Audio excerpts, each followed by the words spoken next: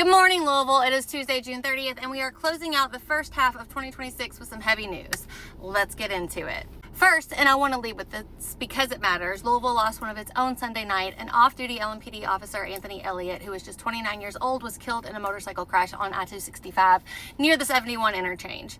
A semi-truck was also involved. He was wearing a helmet. His motorcycle caught on fire at the scene. Officer Elliott served in the 4th Division, and the department is calling it a tremendous loss, and it is. So to his family, his fellow officers, and everyone who knew him, Louisville is thinking of you. Now let's get into the weather. The flooding that swept through Kentucky on June 27th was no joke.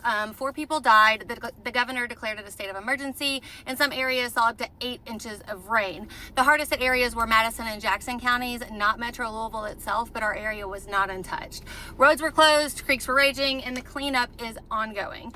The good news is conditions have improved, and the bad news is the heat. Now we have the heat. We're looking at temps in the 90s with a heat index of above 100 degrees this week. So stay hydrated, check on your neighbors, and for the love of all things holy, do not leave pets or kids in parked cars. Thank you. All right, Bardstown Road. Saturday night into Sunday morning, 2 men were shot in separate incidents right outside the Highlands nightlife corridor, outside Atomic and the Hub. Both victims are expected to be okay, but the fallout is real. Louisville Metro ABC immediately suspended Atomic's liquor license, and now there's a public fight happening between bar owners and the city about who's actually responsible when violence is started on the sidewalk or spills out into the sidewalk.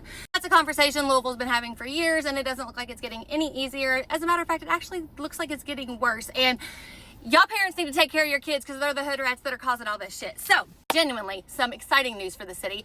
One park is actually happening. The massive mixed-use development plan for the Irish Hill neighborhood right near Cherokee Park at Grinstead and Lexington just cleared a huge hurdle. $62 million in state tax incentives, stacking on top of $144 million already committed by the Metro. So we're talking 600 to 700 apartments, a hotel, a grocery store, office space, restaurants, buildings up to 18 stories on 7 acres. Some people love it, some people hate it. I'm just here reporting the news. Don't come at me. Groundbreaking is targeted for 2027. So for those of you who have been watching this project get debated for years, it is moving, and as a real estate person, I can tell you it's the kind of development that completely reshapes neighborhoods.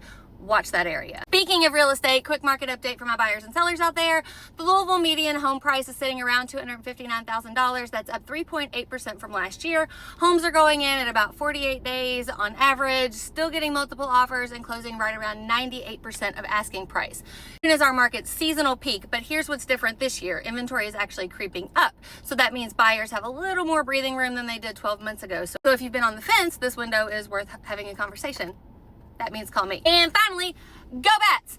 Louisville hosts the Clippers at Slugger Field, so get out there if you can. That's your Tuesday morning, Louisville. Stay cool, stay safe, stay hydrated.